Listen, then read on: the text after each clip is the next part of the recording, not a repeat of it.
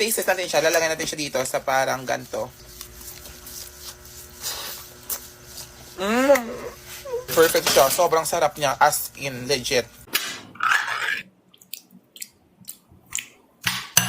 Tuna cheese whiz.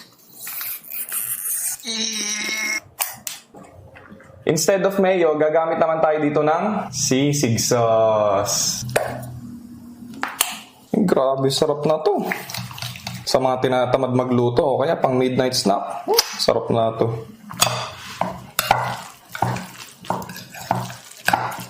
Konting paminta.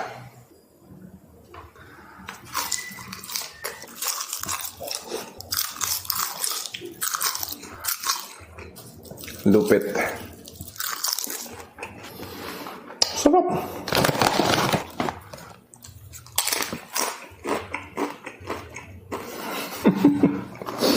Eto, subukan nyo.